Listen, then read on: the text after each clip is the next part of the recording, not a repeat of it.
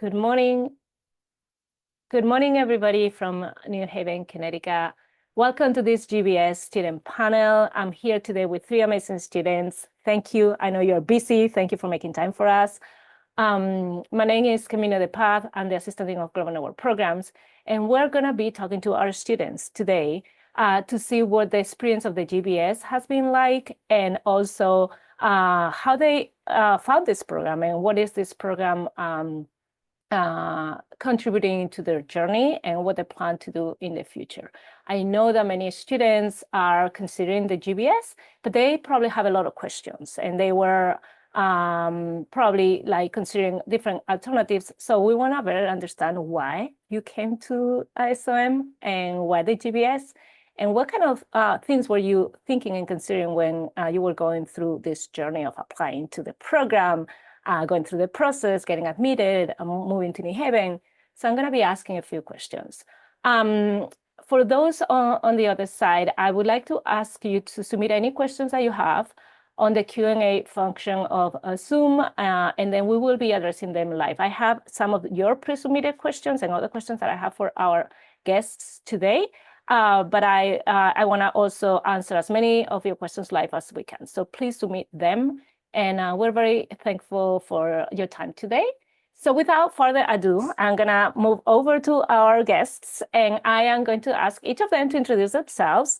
So what I would like to start is with your name, your Master in Management school, what do you do, your year one program, your hometown, and then past work experiences, what internships or jobs you had prior to coming to SOM, and then one or two Yale SOM groups you're involved in or things that are your favorites at SOM. So Sam, I'm going to start with you. Hello, everyone. Thank you for joining us today, and thank you for having me today. My name is Sam. I also go by Hanlin. Born and raised in Beijing, did my first master's program at Michigan Ross in supply chain management, and then came here for the GBS cohort.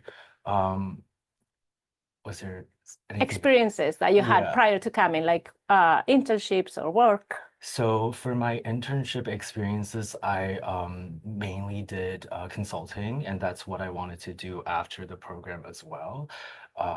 Yeah, so happy to be here today. Thank you, Sam. Shinji, can you introduce yourself and also tell the audience your pathway to the GBS, because you were not doing a master's in management when you applied to the GBS. You were still probably in your college senior year or just finishing college. So what was your pathway to the GBS, which is different from the one that Sam and Tristan followed? Yes, sure. So first of all, thank you for having me here. My name is Xinyi, and before SOM, I was doing my first master's degree in International Management program at Hong Kong University of Science and Technology. And I think this is the M2M pathway that when I was in my undergrad, I was applying for 2 years in a row. That first year, I would choose either HKUST, which is my school, while also there are other options like HEC in Paris or UBC in Canada. So these are three like pathways that I can choose in my first year, but also applying like consecutively for the second year at Yale SOM as well.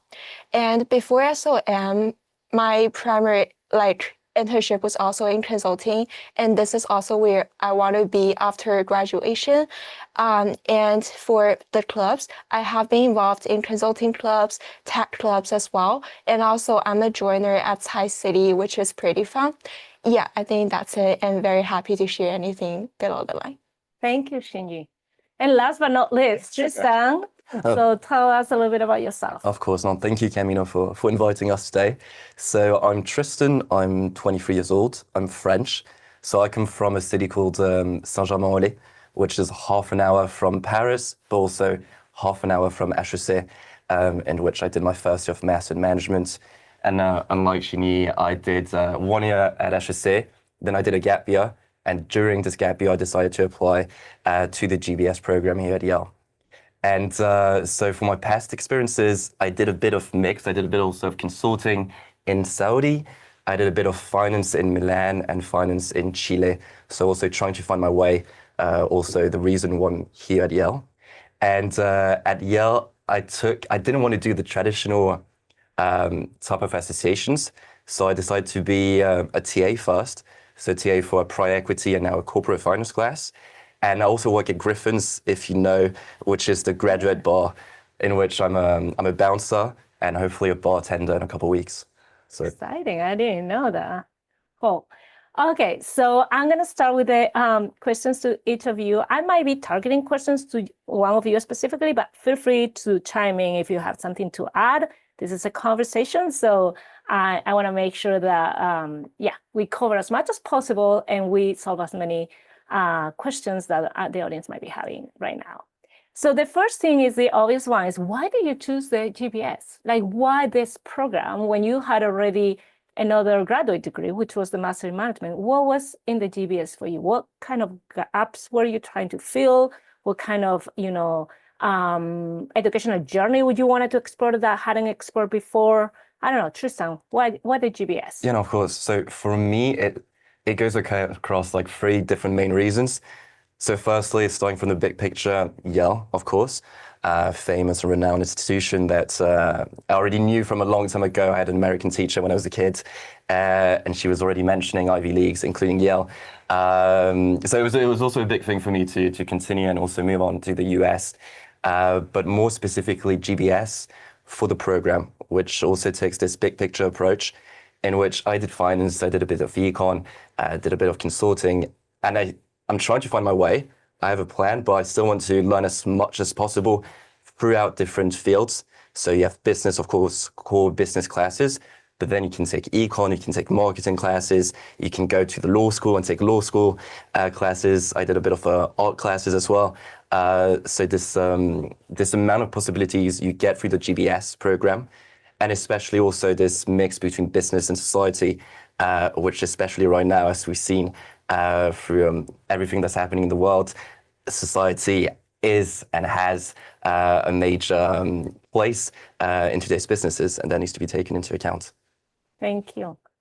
Shinji, Tristan is talking about taking classes at the law school, flexibility, doing different things. You mentioned that you are also collaborating with Site City. So can you tell us, like, in your experience, do you take all your classes with GBS students, or how many other interactions you have, like with students at SOM or different degree programs, or even outside of SOM?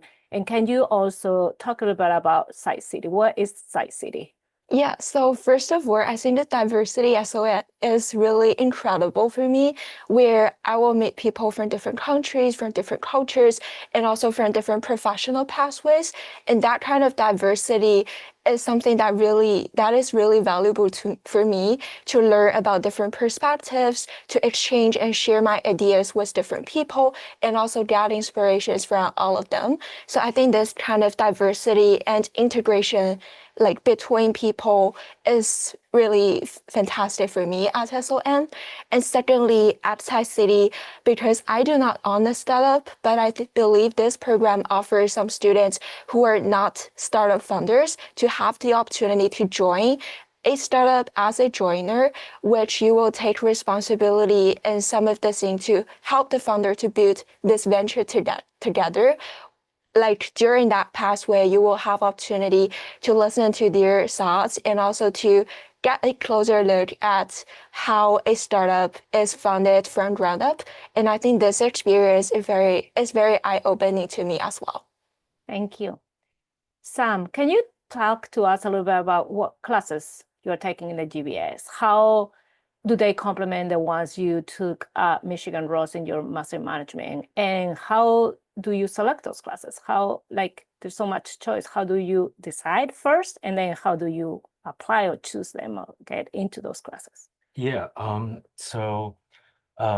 for the GBS curriculum, we only have one class that's sort of like a required class for us to take.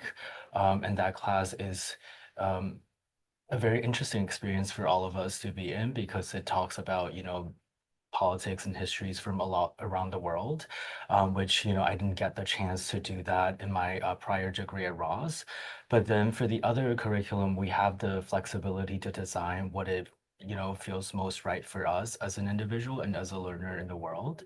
So what I did was I prioritized some of the classes where I get to meet the MBA students. So I know one of my favorite class here is called Stakeholder Management and Capitalism. And in that class, we really get to see like some visiting CEOs talking about what it's like to lead their company, as well as to understand what it's like what our school's mission mean for them. So educating leaders for business and society and what that means in their daily operations. So I would say that's a very interesting course and a valuable one as well. And for the other ones, I also wanted to do I wanted to learn more about data science. So I picked some classes in that realm as well. So for example, databases or like other statistical courses. Are you taking any classes outside of SOM? Yeah, so I did. I wanted to learn Korean as a third language. So I did that in the fall, but then I had to recruit for consulting heavily. So that didn't really work out for me in the end. But I had friends who, taken French or like Korean, and they all really enjoyed the experience. And how is the process of selecting classes here and outside of SOM?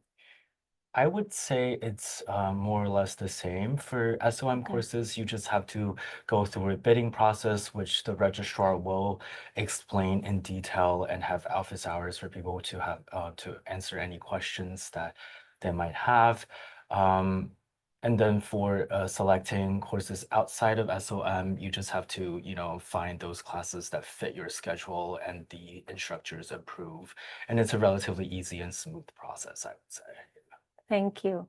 Tristan, we always talk about the SOM community. When I talk about the program, I always say that what happens in the classroom is important, but what happens outside the classroom is probably even more important. We have so many clubs, conferences, social events.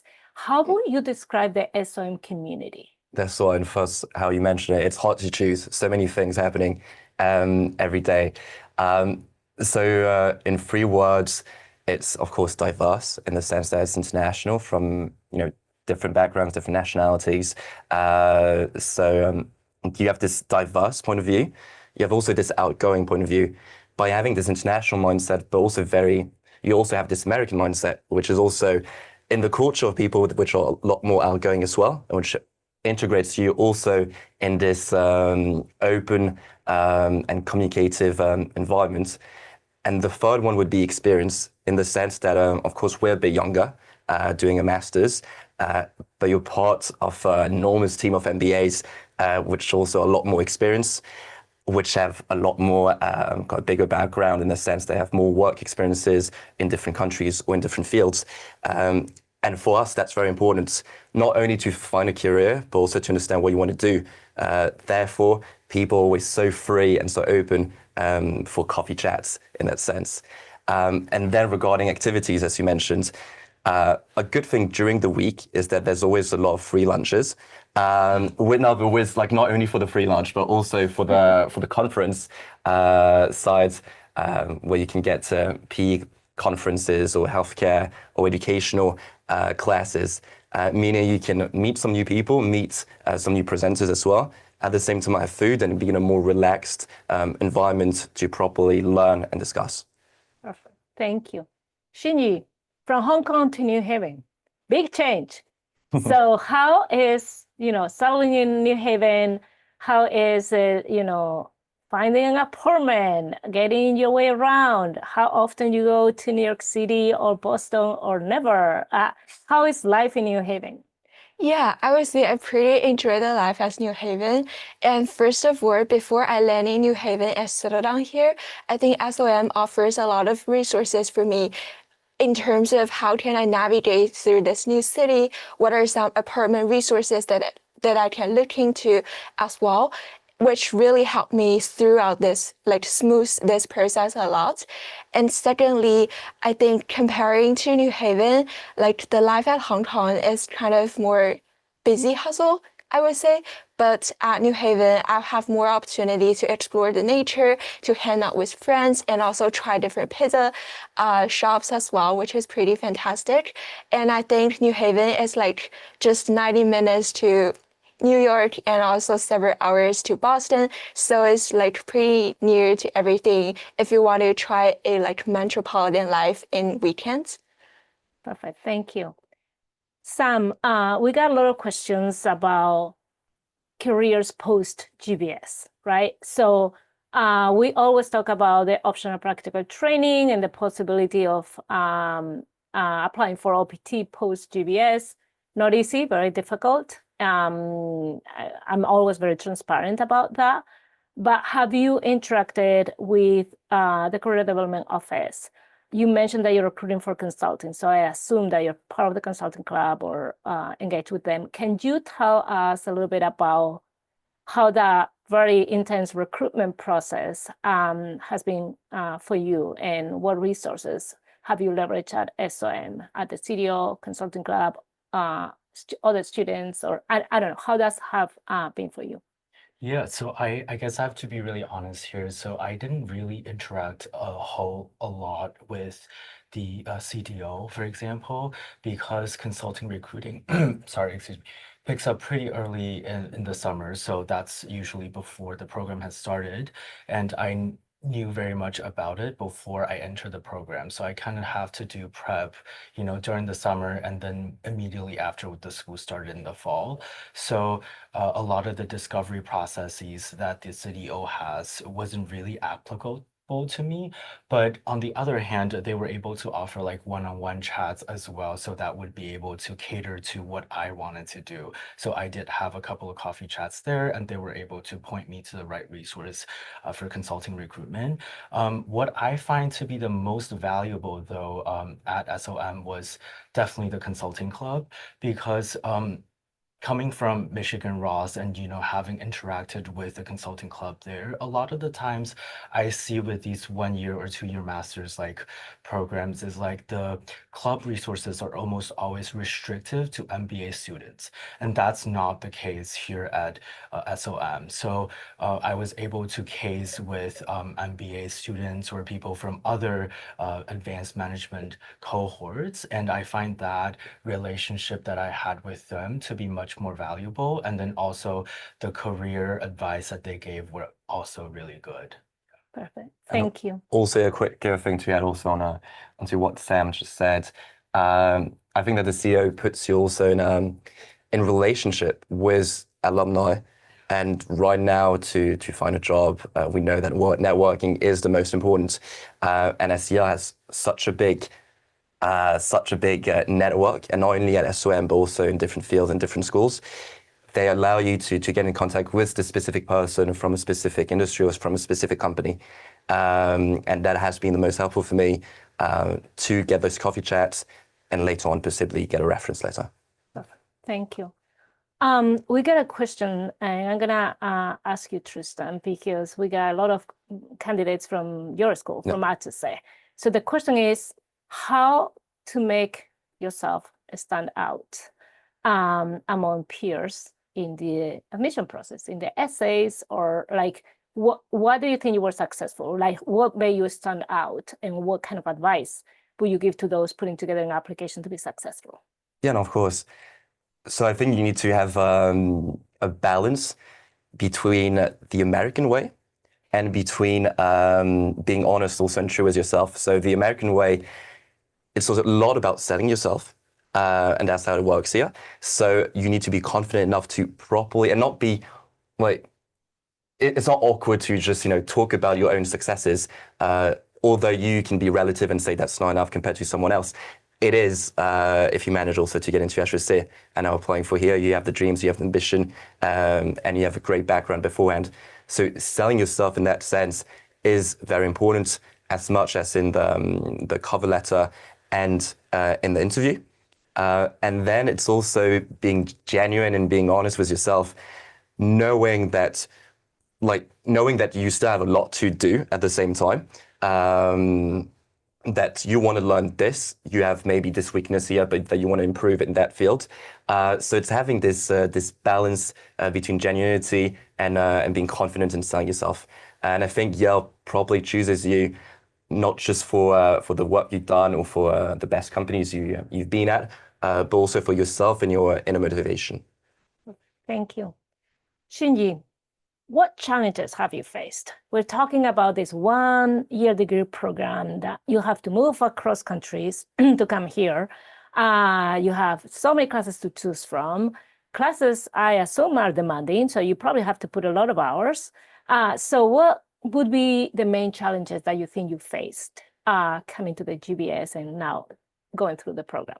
Yeah, so I would say one of the biggest challenge for me, especially during the first few weeks at SOM, is trying to strike a balance between all of the things that are going on at SOM, including my coursework, like recruiting for consulting, and also attending different conferences and like launch talks, as well as participating in club activities, because there are so many things that are happening in SOM. I think I have to like make a priority list regarding what I really want to get out from this experience and then allocate and match my time wisely so that I can get the most out of this like 1-year experience. And I think during that process, that SOM really helped me a lot. For example, for recruiting, I had some engagement with the CDO so that they could help me to like go through that process, like make it easier for me, while at the same time, I think like from myself, like working out my own priority and also figuring out what I really want to get out of this experience is really important, and to like figure out what kind of activities or engagement that I really want to participate in and then manage my time wisely. I think these are like both within and myself and also with the help of SOM are 2 ways that help me to solve this challenge in the very initial stage. Thank you. Sam, our mission is to educate leaders for business and society. So we're a mission-driven school. Do you feel that mission in your day-to-day at SOM, like in the activities, in the curriculum, in the type of students that we attract? Do you think that is something that you can experiment or you can sense when you are a student at SOM? Yeah, I think the answer to that is definitely yes, because in the way that I've interacted with people, even the two of Tristan and Xinyi here, I know that, I think people come into the school generally want to do good for the society and not just to learn the business side of things, um, and then also, I guess just to tell a story, when I was recruiting for consulting, Xinyi here helped me a lot because she had a lot of experience recruiting in consulting in China, and I didn't. So when it came to like some of the interviews, I had asked her for help, and she very generously offered in at the time that I didn't even really know her that well. So I thought I was really touched by that, and that was just like a small story to show like how people care for each other at SOM and the possible alumni network that you will get after graduation from here. So yeah. Thank you. Tristan, you mentioned the alumni network earlier when you were interacting with CDO and recruiting. And that's a question we get all the time. Like, how accessible are the alumni? How do you get connected to them? Is just Yale SOM alumni or is Yale University alumni?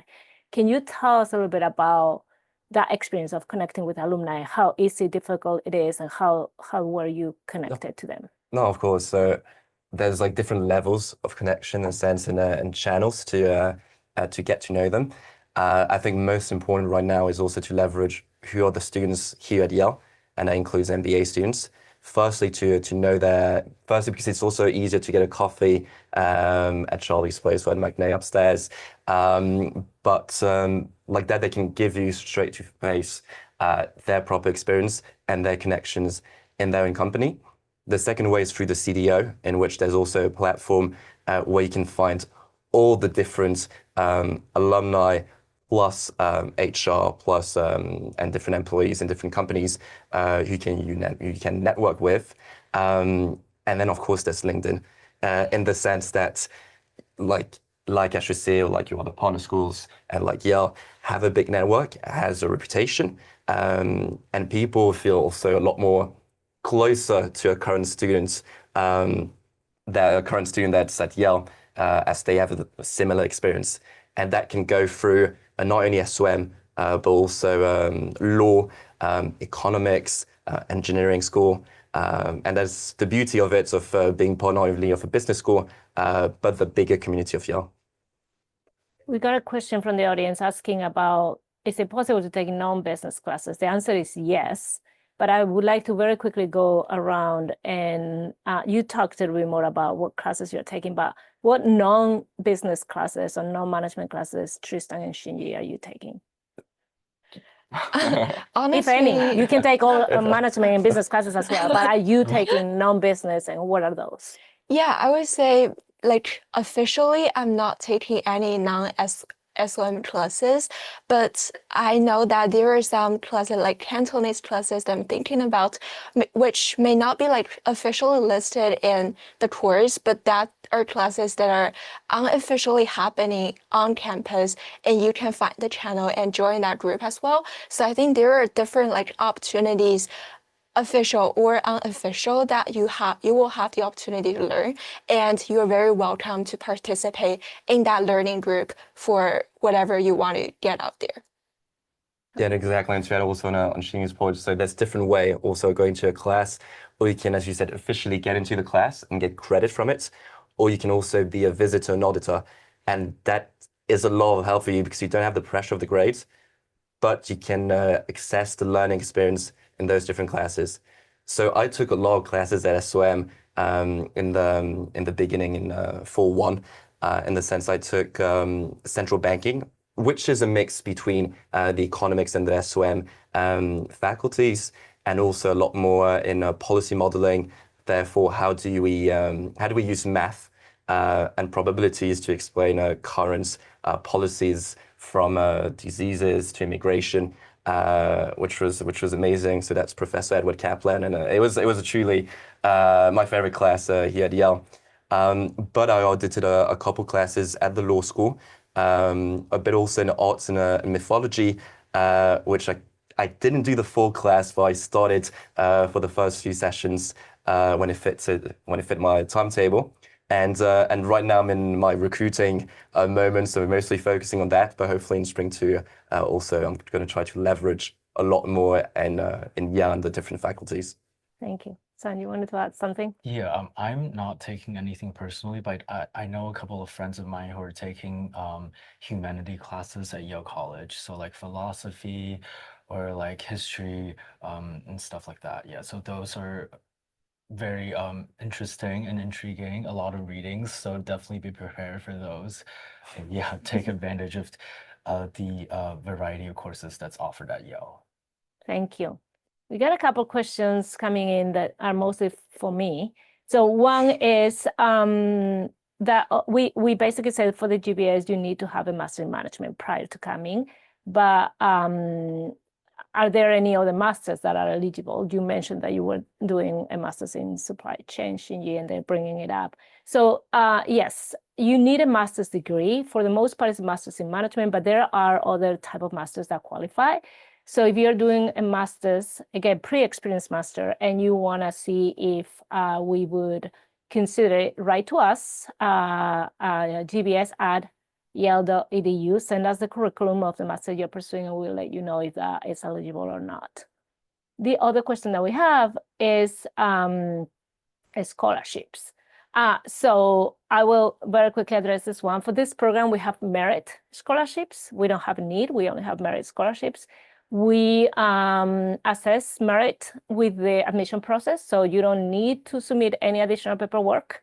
We assess you with a pool of candidates that we receive in every round. And then those that are eligible for merit, when we release decisions, they will find out about their award.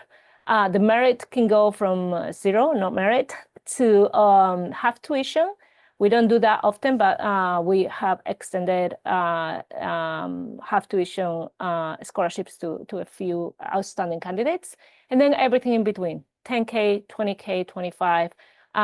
So yeah, that's mostly the scholarships that we got. Usually we try to help as many students as we can. We know the tuition is really high, but that's the way we address scholarships with this audience.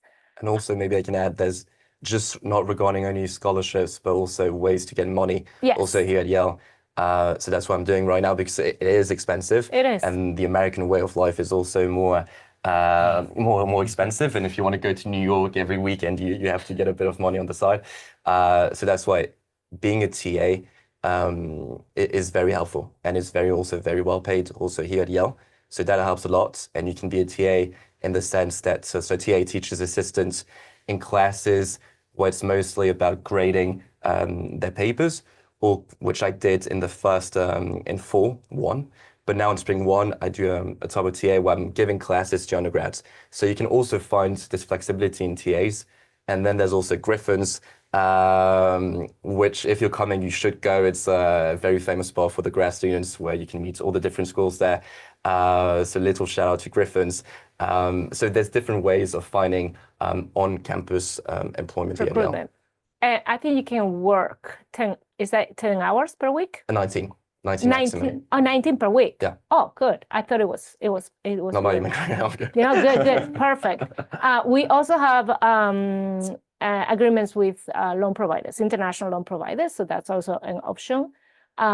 So anyway, if you want to come to the GBS, apply, and then we work with you and try to make it possible. Okay, so we get a question about opportunity to attend classes in the old buildings, in the old Yale campus, or are most of the classes being held at SOM? So we already covered this. Yes, you can take classes at Evans Hall, which is our building at SOM, or you can take classes outside of SOM at any of the professional schools or even Yale College. Sam was mentioning some of his peers that are taking classes at Yale College. So you can go to all campus and take classes there as well.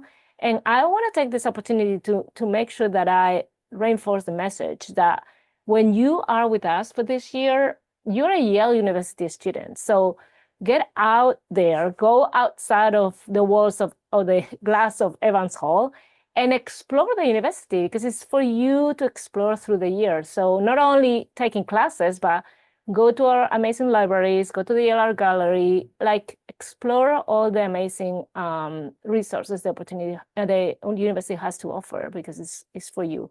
So I just want to make sure I mentioned that.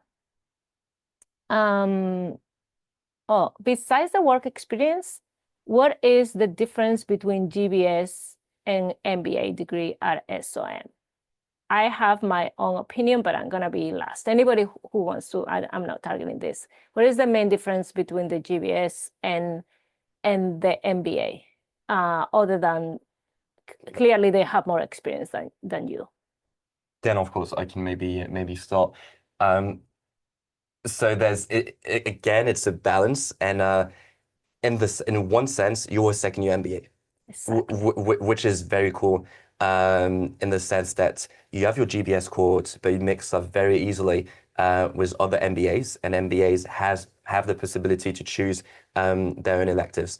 So in the sense of learning experiences, you follow a quite similar path, of course, apart from core courses, which are very GBS focused, so focus on business and society. So that's for me the main similarity. And I think that's the main thing which you don't believe when you get to Yale, in which you don't think you're gonna be too much mixed with the MBAs because of an age gap, because also for different backgrounds. But honestly, it's very easy, and it's good to have this opportunity to meet them and also be all of us together in some classes and also some outside events. You said it perfectly. I was gonna basically say the same thing. So the GBS students, they come with a master's, which has given them the basic of management and business. And then they join, like if we were for the second year with the GBS, having a lot of freedom to choose classes within some requirements. And we have a 2-year MBA. So year 1 of our MBA is the core, which is basically what the students have done in the MIM. And then second year is electives. So basically they get mixed, not only with MBAs, with our Master of Advanced Management students and other students on campus in this year, which is for other degree programs, their second year at SOM. Okay. So we got a question. Is any of you following the STEM major? Yeah. Yeah, okay. Shinji, they say, that's a question, is the program STEM eligible? The answer is yes. And so what do you have to do if you decide to choose a STEM major? And then there's a question about alumni post GBS working in STEM fields. I don't know if you have spoken to any, or if not, I can talk about that. But okay, the program is STEM eligible. What do you have to do when you decide to go for STEM? Yeah, so if you want to go with the STEM major, which is management science, you will have to allocate like 16 credits to this management science concentration, and then you take courses in the STEM major to become STEM eligible. And in terms of the courses that are STEM eligible, I found them pretty interesting and highly applicable in my daily life or in my future career as a consultant for data analysis, database management, or even like pricing strategies as well. So I think they are highly applicable and highly useful in my future career. And also I think the STEM major, they're very updated with the current trends in the industry. For example, currently I'm taking Gen AI and social media, which will help me teach me how to code with different social media databases as well. So I think this is a pretty cool cases, and also shows how the courses are being updated year by year, to match the current trends in the industry and help students being updated about what is going on in the world. Perfect. Have you interacted with alumni that are now working in STEM fields?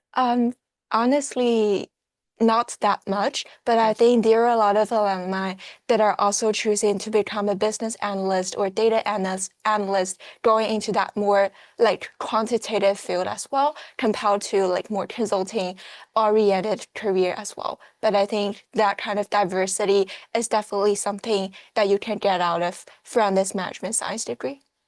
Thank you so much. We got a question about recruiting in the US from a pre-experience program. So the market in the US for recruiters usually was undergrads or MBAs. And so I know it's harder when you are a master in management, but I'm also seeing a lot of US schools now entering this market. I think only a few weeks ago, UNC Chapel Hill just launched main program. Michigan Ross has an amazing main program. Duke, Fuqua, University of Chicago, Booth also launched a main program.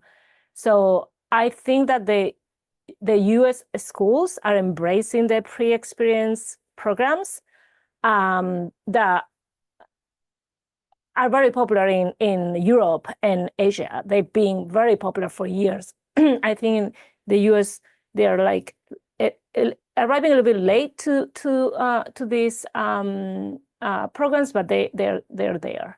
So I do know that recruiting in the US from pre-experience programs might be harder. So I wanna be transparent. But how are you? I know you are recruiting in Asia, so you are going back to Asia. But are you trying to recruit in the US, and how challenging it is, and how is that going? Are you? Or You can go for Yeah, of course. So I'm trying. So I'm trying.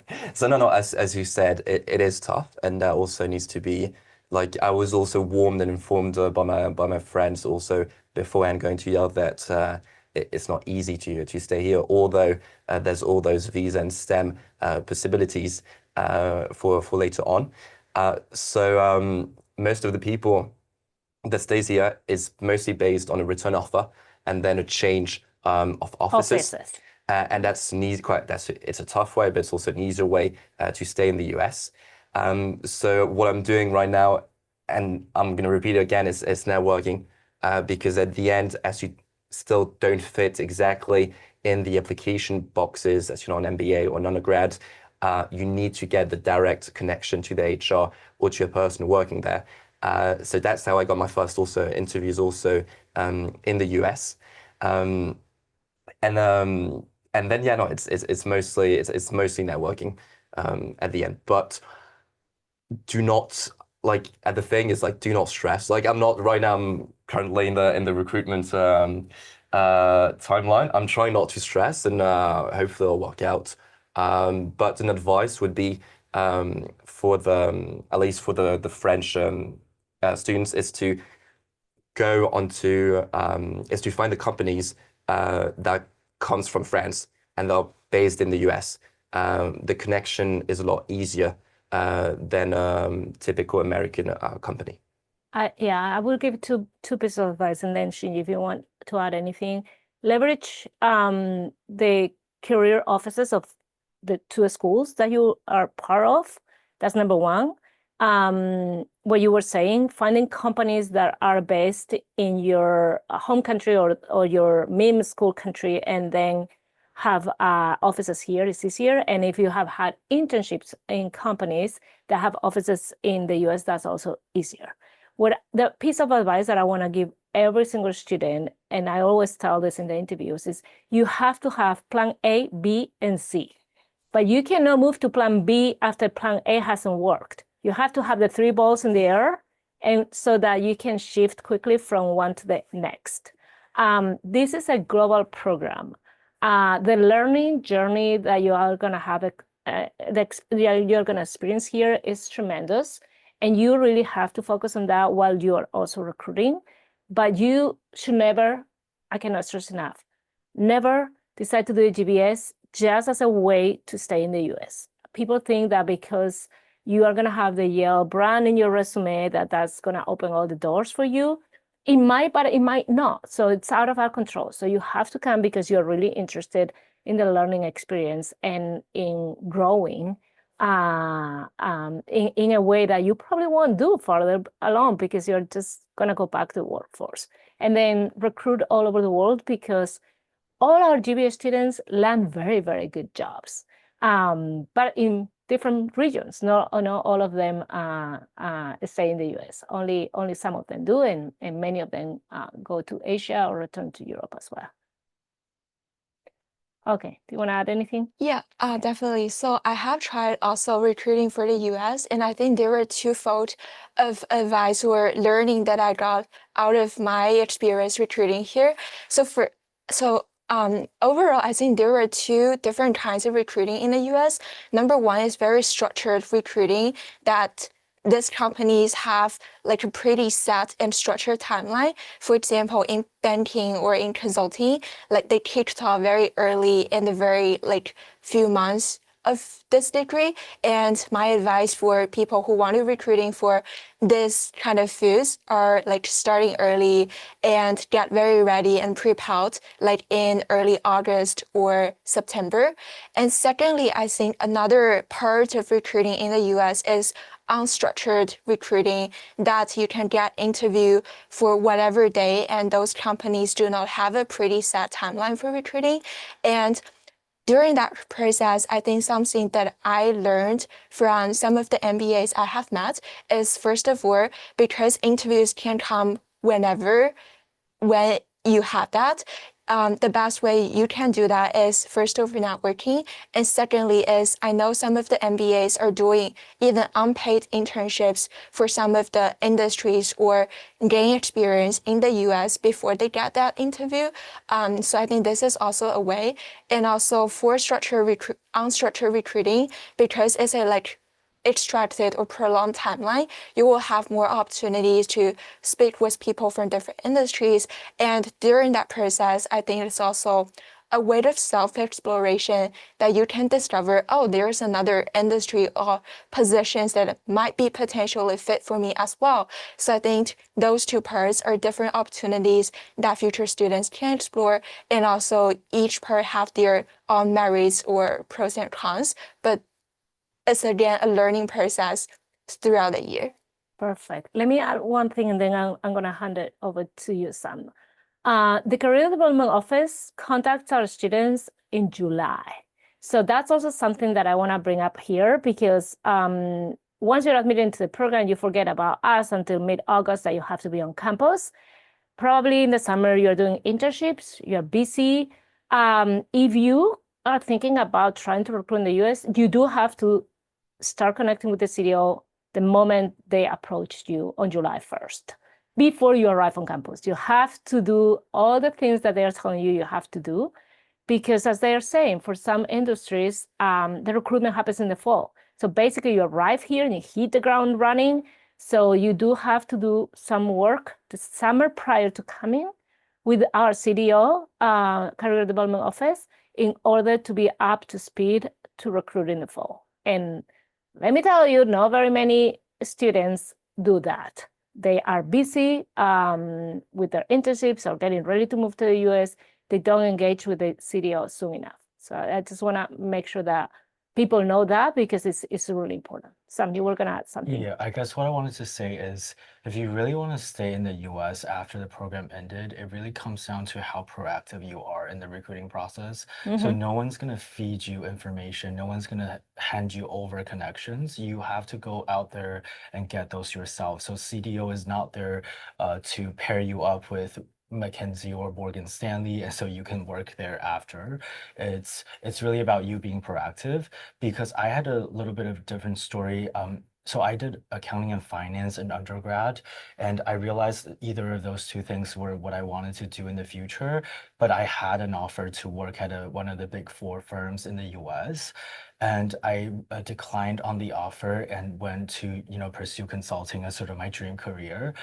So I guess really knowing about like which career path it is that you want to do, and also proactively reach out and try to understand what it's like and what it takes to be a part of the recruiting process, and what it means to succeed, and then go after those things.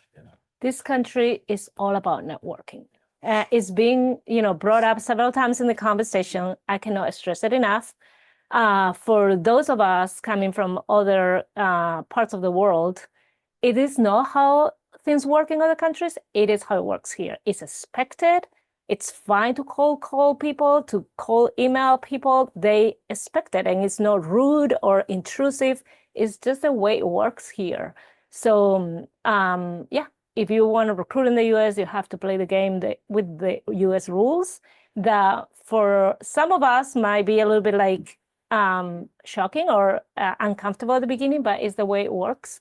And you have to drive your own career. So you have to be proactive. Nobody's going to come and serve you 15 offers. You have to go and fight for them. Okay, so we have a little bit over 10 minutes left. And I really, really want for each of you to give that piece of advice to potential candidates to the GBS, that thing that you wish you had known that would have made everything easier or more clear as you decided to embark in this amazing journey of the GBS. So anyone who wants to start, because the three of you are going to answer. So if anybody needs a little bit more time to think, that's okay. But I want each of you to provide a piece of advice to the audience thinking about considering the program. I think. Yeah, so I guess from my point of view, I would really encourage everyone who's out there who, because personally, I didn't even know the M2M pathway existed right after college or in my senior year. So I kind of have to make my own path once I discovered the program. So I think my biggest advice to people is don't shy away from applying if you're not one of the Global Network Advanced Management schools. So that's what we call the GNAM schools. Definitely apply if you're from Chicago Booth, Michigan Ross, or like Duke Fuqua. I think the more diverse it is, diversity doesn't really come just because of our skins or our nationalities. It's really about the diversity of thought. So the more different kind of schools that's out there, the more, the higher quality it is for the GBS program. So I would encourage everyone to make your own M2M pathway. I think that's what I would share.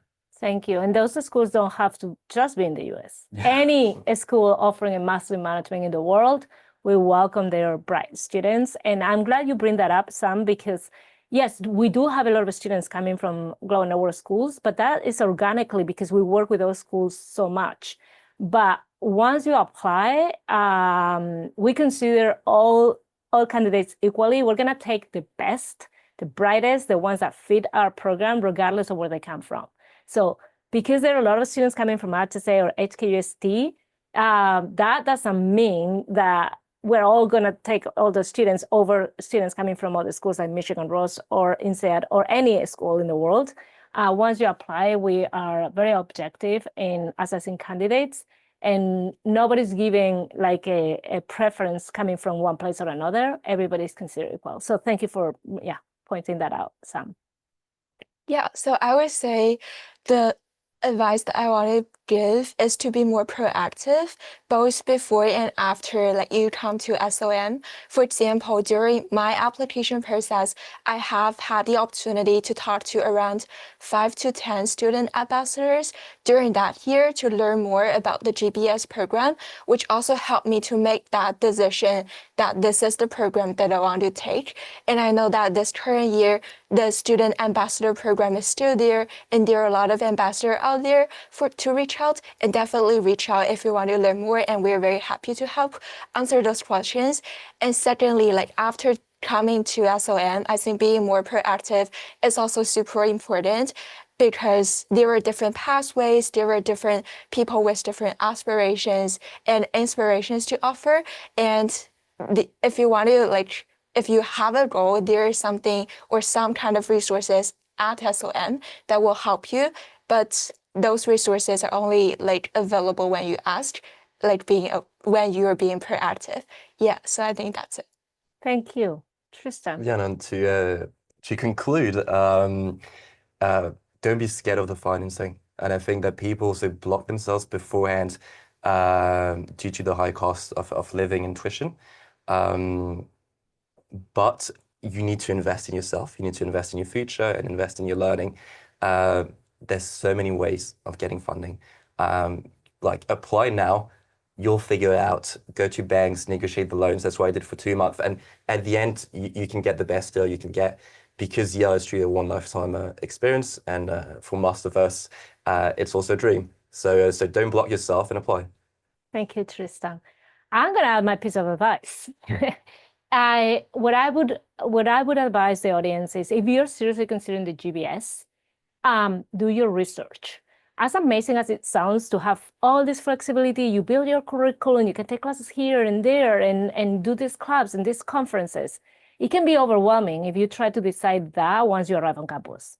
So look at the websites, talk to our student ambassadors, see what opportunities are here for you. And how do you plan to fill the gaps that you have? Like what have your journey been so far? And where are you dreaming to go next? And how the GBS can get you there beyond what you have already done. I think that's extremely important. And the worst thing that can happen is you get here, you don't really know what you want to do. You just sign up for classes, and then 9 months later, you look back and say, oh, I should not have taken that class. I should have taken that other class. I should have not joined that club. And so, again, everything is very fast, intense. It's a dream to be able to be here and do the things that you want to do for the first time in your academic journey. Nobody's telling you, this is the curriculum. You decide your curriculum. But that comes with a huge responsibility of actually, where does that look for me? Like, every one of you will graduate with a GBS degree, and probably the overlap in classes is not much. So what is the GBS for me? And that's something that you can only answer yourself. You have to prepare and get ready for that. Okay, so we are 6 minutes away. Anything that I haven't asked that you guys think I should have asked, or the audience haven't asked, and you think that would be a good question for this? I think maybe the social events here at Yale.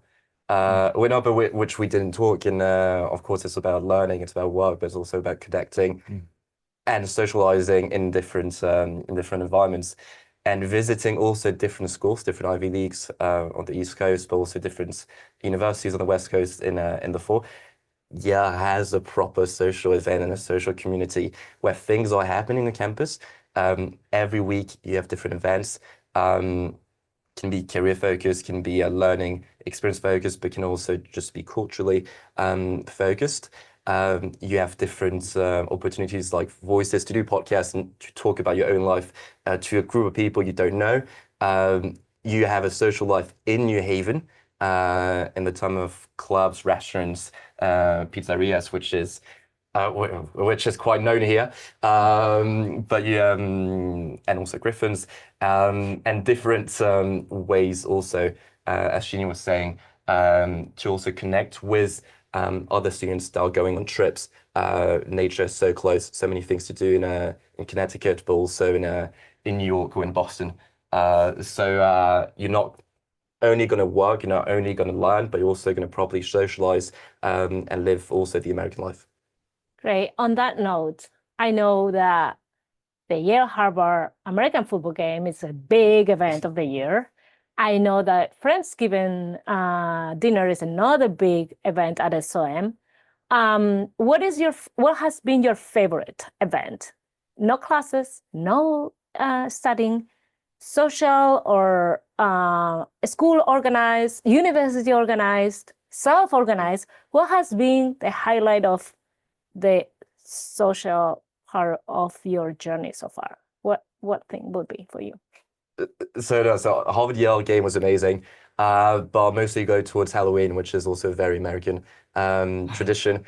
It's true, like in the shows when you go outside New Haven, everything's decorated.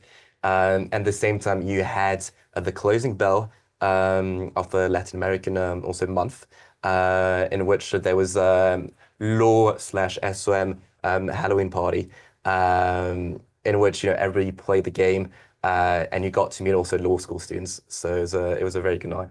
That was your highlight. Yeah, that was Shinji, which one is yours? Yeah, so I would vote for the Friendsgiving dinner, which is scheduled around Thanksgiving, and it's an event where all of the students from different programs will sit together around the events hall and will be served with traditional dinners in an American style. So I think this is the event that I really enjoy to get to know different people, and also just like sitting down as a family, as a very big family together, and to share what's going on in your life. So I think this is also like a reflection of the community or like the camaraderie between the SOM people, that we are just as a friend, as a family member of each other, and we care each other as well. Great, thank you. Sam. I guess I would agree with the Harvard Yale game and Friendsgiving, but just to come up with something a bit different, maybe because this week is Chinese New Year. So I guess like a lot of the personal connections that I've made through the program enabled me to sort of like have these small gatherings with different people, in a more casual setting. So welcome to the year of the snake for those that are celebrating. Yeah. Great, thank you. Happy New Year. So thank you everybody for your time today. We're concluding this amazing webinar. I can't thank our students enough. They're very, very busy. As you heard, classes, events, recruitment. So the fact that you spend this time with me today, some of you haven't seen since like the recruitment process. I really appreciate it. Thank you. I think it's super important to get the voice of the students when you are considering the program. To those of you on the other side, thank you for your time as well. I know you're very, very busy people, so we really appreciate this time on a Friday in your morning, afternoon, or even evening. So thank you so much. I hope we get to see some of your applications coming in. I can't wait to read your applications. Our next round of admissions is approaching. It's February 19th. There's still time, but not much. And then round 3 of applications, the deadline will be April 9th.